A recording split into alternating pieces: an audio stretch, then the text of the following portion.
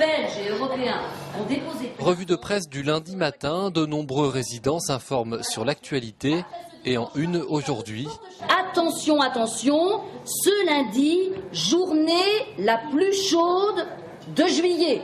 Depuis plusieurs jours, la hausse des températures devient une priorité. Donc voilà une pièce climatisée où nos résidents viennent prendre leur repas midi et soir.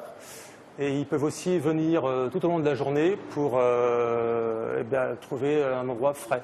De la fraîcheur, c'est ce dont tout le monde rêve, en particulier dans les maisons de retraite. Ici, rien n'est laissé au hasard, à commencer par le plus important. Donc là, nous avons le stock, je dirais, classique de bonbonnes d'eau qui va être changé aujourd'hui. Nous avons à peu près environ 10 bonbonnes d'eau, toujours en stock. Et puis là, nous allons faire entrer des bouteilles d'eau. Là, vous voyez juste le stock ici actuellement. Et tout le reste des bouteilles se trouve dans les réfrigérateurs de l'établissement. Tous les frigos sont pleins.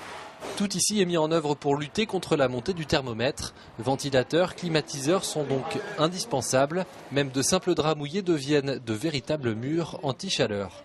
Là, on a un petit système D, donc on met un drap humide pour ne pas que la chaleur rentre dans l'établissement, parce que là, on est vraiment orienté plein soleil. Le personnel, lui, est mobilisé. Chaque verre d'eau compte en période de forte chaleur pour ces personnes âgées, beaucoup plus vulnérables que le reste de la population. On essaye de passer régulièrement toutes les 1 heure, 1 heure et demie. Les personnes âgées ont moins de sensation de soif en fait, donc on est obligé tout le temps de les solliciter pour boire. On ne partira pas de la chambre tant que ça ne sera pas bu. Tout.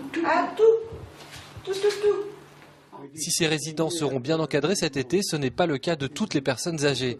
Si vous en connaissez qui vivent seuls, intensifiez vos visites et prenez régulièrement des nouvelles.